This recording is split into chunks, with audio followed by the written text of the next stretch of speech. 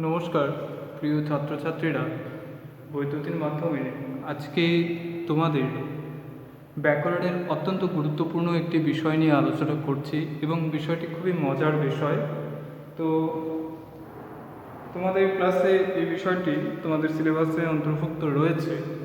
তো মজার বিষয়, কিন্তু বিষয়টি অনেকটাই দীর্ঘ বিষয়, অর্থাৎ যে অন্যান্য বিষয়গুলি এর আগে যেগুলো আলোচনা হয়েছে সেগুলো যতটা দ্রুত হয়ে গেছে, কিন্তু এটা ঠিক ততটা দ্রুত করা সম্ভব নয়।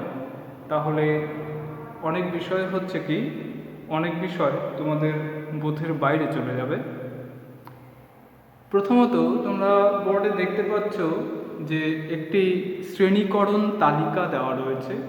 তো সেক্ষেত্রে এই শ্রেণীবিভাগের যে তালিকাটি, এই তালিকাটি অত্যন্ত গুরুত্বপূর্ণ। তো এই তালিকার অনেক নমুনা অনেকে অনেক রকমভাবে করে থাকেন।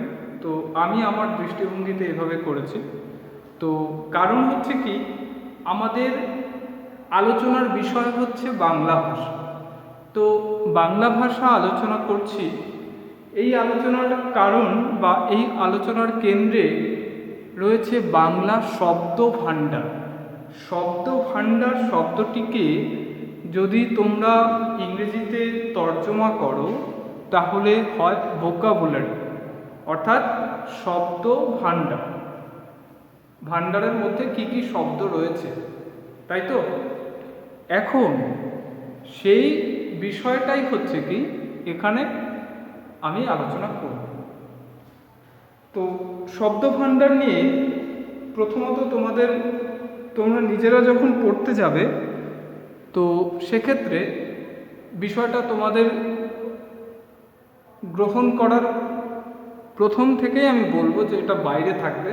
তোমরা বই থেকে সরাসরি যদি পড়তে যাও তাহলে তোমাদের কিন্তু বিষয়টা কিন্তু আয়ত্ত হবে না। কেন হবে না এটা বলি, যে শব্দভাণ্ডার বিষয়টা কখনো হচ্ছে কি যে বই পড়লাম, মুখস্থ করলাম, পরীক্ষা দিলাম বলতে পারবো না, দিতে নাও পারলাম। কেন নাও পারলাম? কারণ যা মুখস্থ করলাম পরীক্ষা হলে গিয়ে আর তা মাথায় থাকলো না। এটা হচ্ছে শব্দভাণ্ডারের দিক, অর্থাৎ শব্দভাণ্ডারের খুব মাইনাস পয়েন্ট হচ্ছে এটা, যে এই নেতিবাচক দিক যদি শব্দভাণ্ডারের পরিস্থিতিতে কারো হয় তাহলে কিন্তু তার হাত থেকে পুরো 5 নম্বর চলে যাবে। সেটা কেন? এর কারণটা হচ্ছে কি, শব্দভাণ্ডার মজার জিনিস তখনই মনে হবে যদি হচ্ছে কি এই ভিডিওটাকে দেখে বিষয়টাকে পড়তে যাও। কারণ আমি শব্দভাণ্ডারকে যেভাবে পড়াবো সেটা হচ্ছে কি অর্থের মধ্য দিয়ে কাহিনী তৈরি করে, অর্থাৎ কি অর্থের মধ্য দিয়ে কাহিনী তৈরি করে পড়াবো। সেই কারণে কাহিনী মনে থাকলে আর কোন শব্দ সেটা ভুল হওয়ার কথা থাকবে না। কাহিনী যার মনে থাকবে তার কাছে হচ্ছে কি শব্দভাণ্ডার পুরো হচ্ছে কি একটা সম্পূর্ণ জলের মতো স্বচ্ছ বিষয়, অর্থাৎ যে বোঝার বাইরে কিছু থাকবে না। তো আমি আমার দৃষ্টিভঙ্গিতে শব্দভাণ্ডারকে এইভাবেই ভাগ করেছি। দেখো, মৌলিক শব্দ, মৌলিক বিষয়টা হচ্ছে কি, মানে যাকে ভাঙলে আর নতুন কিছু পাওয়া যায় না, একমাত্র হচ্ছে কি যাকে বিশ্লেষণ করলে সেই জিনিসটি পাওয়া যাবে, তাকেই আমরা বলি মৌলিক পদার্থ। এখানে মৌলিক শব্দ বলেছি। মৌলিক শব্দ কোনগুলো? মৌলিক শব্দ হচ্ছে সেই শব্দ যে শব্দগুলো হচ্ছে সংস্কৃতির সঙ্গে জড়িত। অর্থাৎ আমরা বলি যে সংস্কৃতের শব্দের সঙ্গে বাংলা শব্দের একটা গভীর মিল রয়েছে, অর্থাৎ সংস্কৃতের শব্দের সঙ্গে বাংলা শব্দের গভীর মিল রয়েছে। সেটা কিভাবে? দেখো, এখানে রয়েছে না তৎসম শব্দ, তৎসম শব্দ, তদ্ভব শব্দ, অর্ধ তৎসম শব্দ। এই যে তৎ কথাটা, এই যে তৎ, এই তৎ শব্দটার অর্থ কি? তৎ শব্দটার অর্থ হচ্ছে তার। এখানে তার মানে যে তার বললাম, তার শব্দটা মনে হচ্ছে যে কার, তৎপরে যদি তার হয় তাহলে কার, এই কার এর উত্তরটা কি হবে?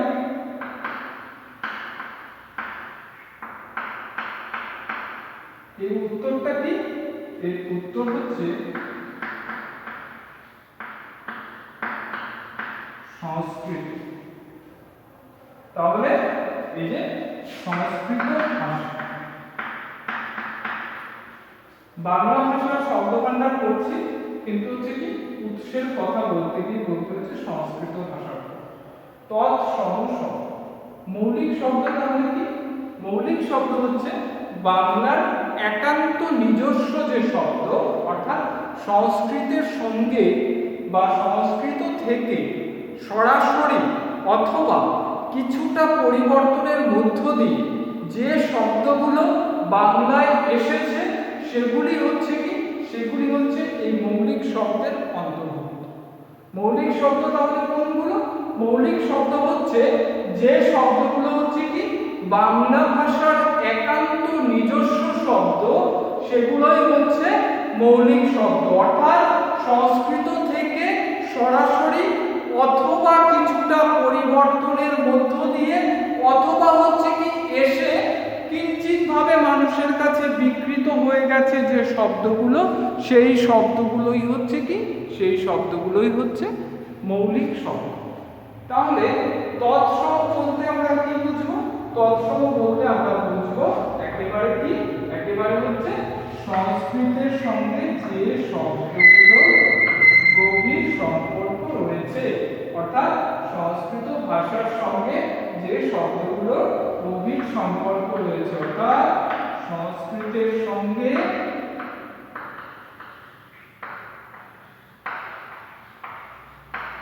সম্পর্কযুক্ত।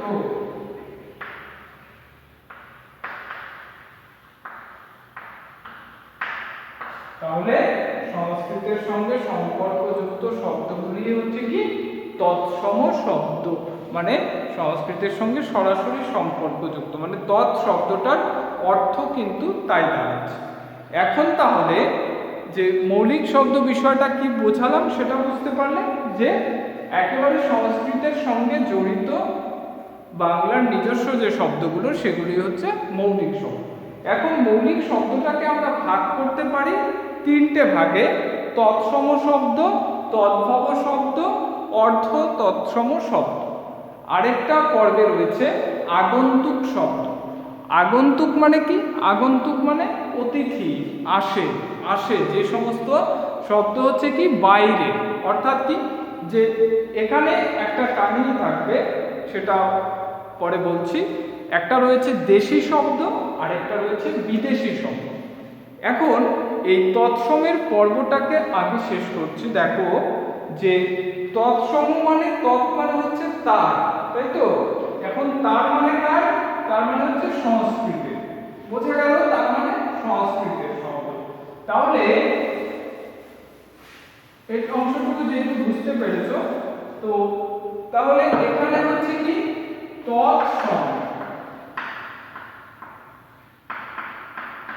তৎ মানে হচ্ছে তার, আর তার বলতে কার? তার বলতে হচ্ছে সংস্কৃতের। আর সম মানে সমান, সম মানে কি সমান। তাহলে তৎসম মানে কার সমান? সংস্কৃতের সমান। তাহলে আমরা তৎসম শব্দের সংজ্ঞাটা কি জানবো? আমাদের কিন্তু এক্সামে কখনো সংজ্ঞা আসবে না, আমাদেরকে শব্দগুলোর নির্ণয়টা জানতে হবে, অর্থাৎ সেটা কোন শব্দ এটা দেখে বলতে হবে যে এটা তৎসম শব্দ, মানে এটা তদ্ভব শব্দ, অর্ধ তৎসম শব্দ, না দেশি শব্দ, না বিদেশি শব্দ, এটা আমাদের বলতে হবে। এখন তাহলে তৎসম শব্দটা হচ্ছে কি যেসব শব্দ সংস্কৃত ভাষা থেকে সরাসরি বাংলায় চলে এসেছে সেগুলিকে আমরা কি বলবো? সেগুলিকেই আমরা বলবো তৎসম শব্দ। দেখো নামের মধ্য দিয়ে সংজ্ঞা হয়ে যাচ্ছে। তৎসম শব্দ কাকে বলছি? তৎসম শব্দ তাকেই বলছি যেসব শব্দ সংস্কৃত থেকে সরাসরি বাংলা ভাষায় চলে এসেছে সেগুলি হচ্ছে কি সেগুলি হচ্ছে, কারণ কেন সংস্কৃত? তৎ মানে হচ্ছে তার, কার, কারটা তার মানে হচ্ছে সংস্কৃত ভাষা। তাহলে যেসব শব্দ সংস্কৃত থেকে সরাসরি বাংলায় চলে এসেছে সেগুলিকে আমরা বলছি তৎসম শব্দ। এরপরে আসছি তদ্ভব শব্দ। এটাও একইভাবে যদি অর্থ বিশ্লেষণ করি, দেখো তৎ মানে কার, তৎ শব্দের অর্থ হচ্ছে তার, তার মানে কার হবে, তার মানে হচ্ছে সংস্কৃত, সংস্কৃত। আর ভব শব্দের অর্থ কি?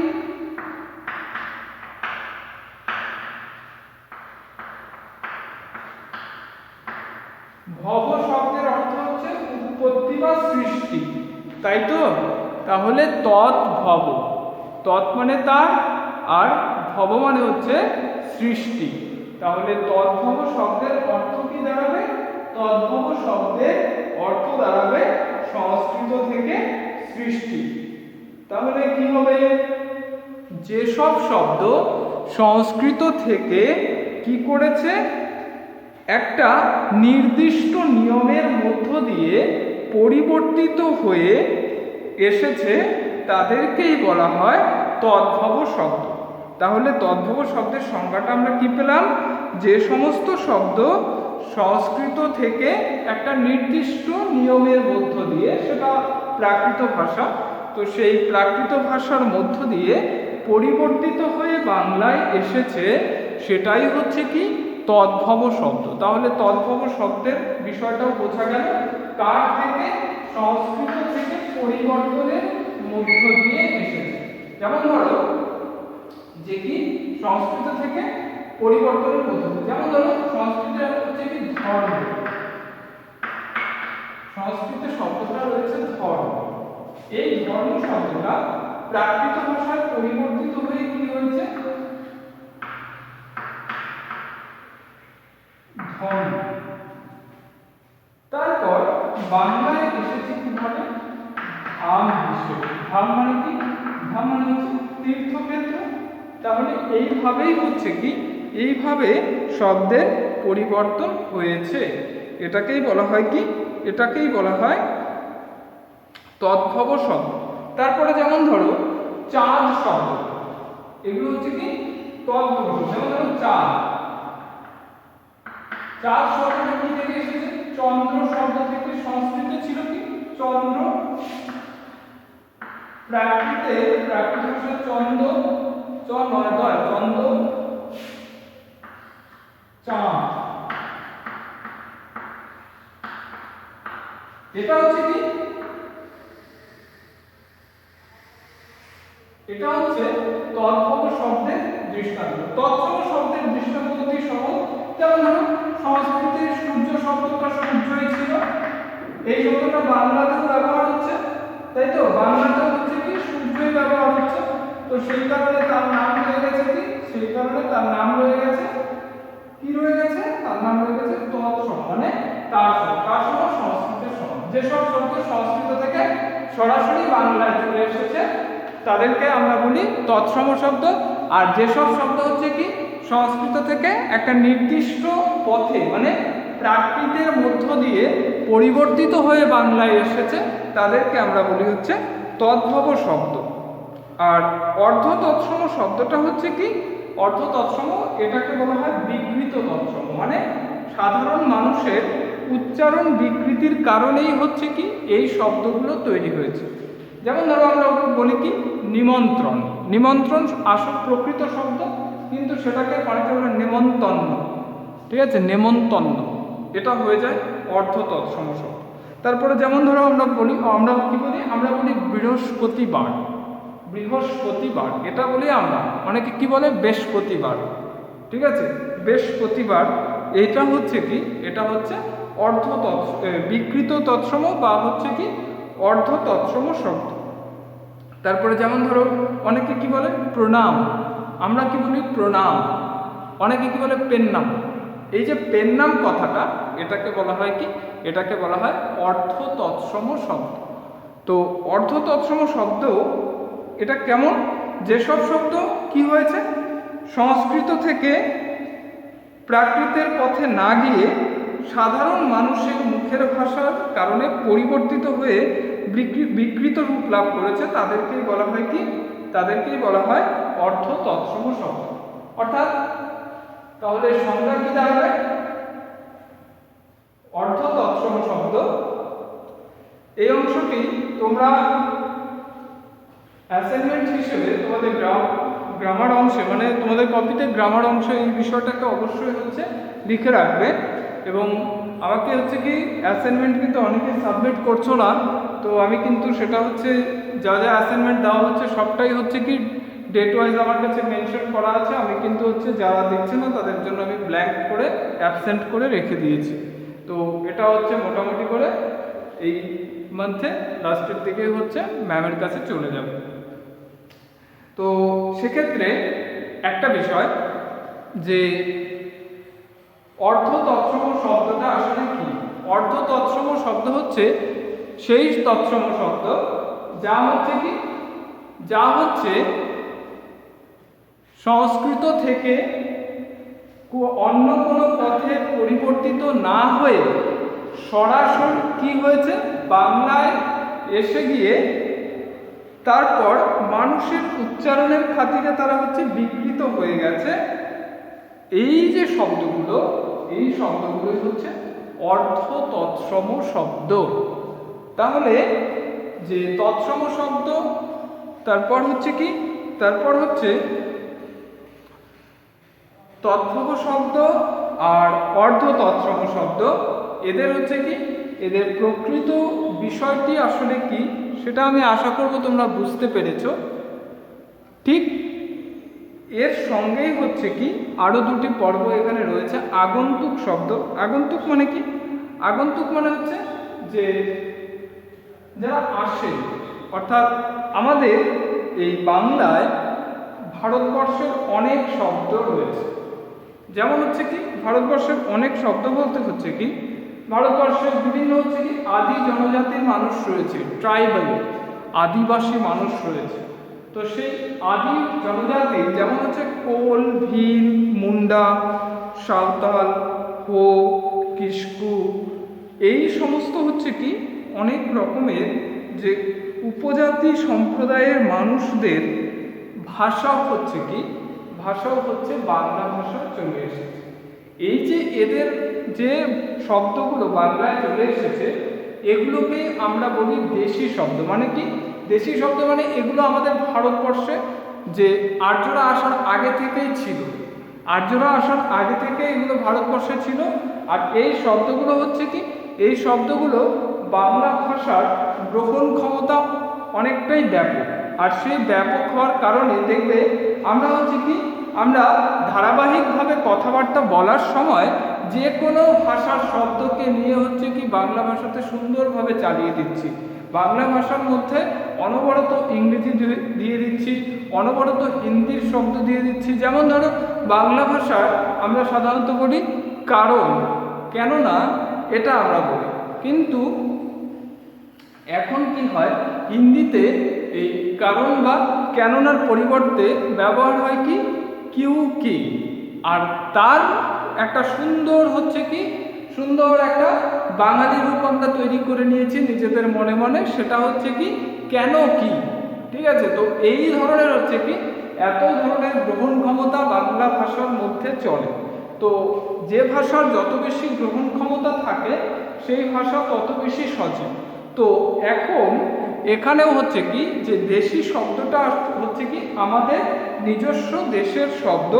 এই কোনটা কি শব্দ আমি কি পরবর্তী ক্লাসে এই বিষয়গুলো নিয়ে গল্পের আকারে তোমাদেরকে মনে রাখার সুন্দর পদ্ধতি বলে দেব। এরপর আসছি বিদেশি শব্দ। বিদেশি বলতে বুঝতেই পারছো এটা আলাদা করে বিশেষ ব্যাখ্যার অপেক্ষা রাখে না। বিদেশি মানে কি, ভারতবর্ষে আমরা ইতিহাসে দেখেছি যে সুপ্রাচীন কাল থেকে ভারতবর্ষের মধ্যে তুর্কিরা এসেছে, তারপর মোগলরা এসেছে, তারপর ইংরেজরা এসেছে, পর্তুগিজরা এসেছে, ফরাসিরা এসেছে, ওলন্দাজরা এসেছে, দিনেমাররা এসেছে, এই ধরনের অসংখ্য যে বাইরের জাতি তারা হচ্ছে ভারতবর্ষে ভারতবর্ষে এই বাইরের শক্তিগুলি ভারতবর্ষের প্রাকৃতিক সম্পদের লোভে তারা ভারতবর্ষকে আক্রমণ করেছে।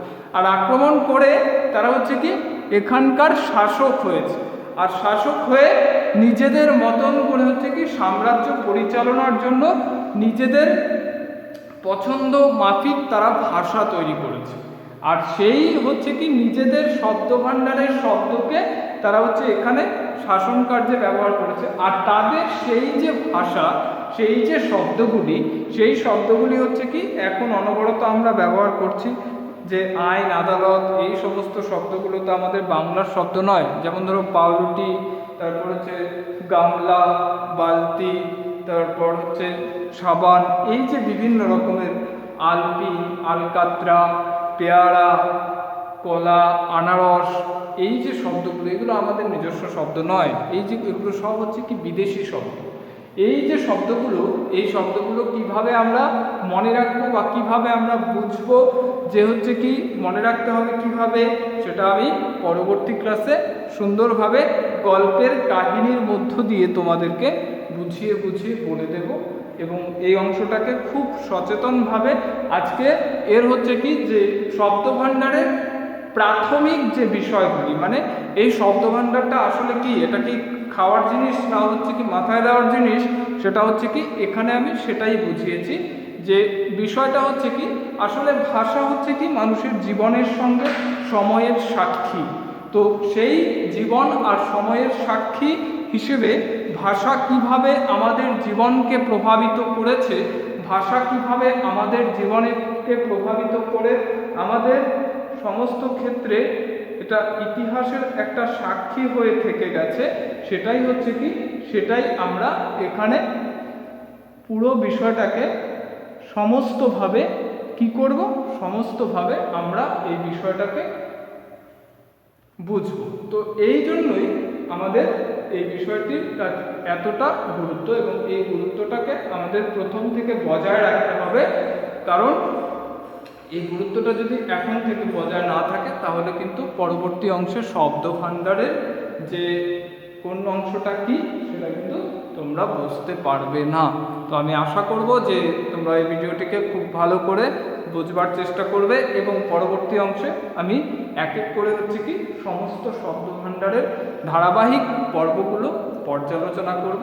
আজকের আলোচনা এই পর্যন্তই থাকছে। পরবর্তী ক্লাসে আবার নতুন বিষয় নিয়ে আলোচনা করা হবে। নমস্কার।